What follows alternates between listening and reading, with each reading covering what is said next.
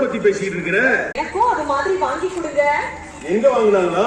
தெற்காவணி மூலை. உங்க இல்ல.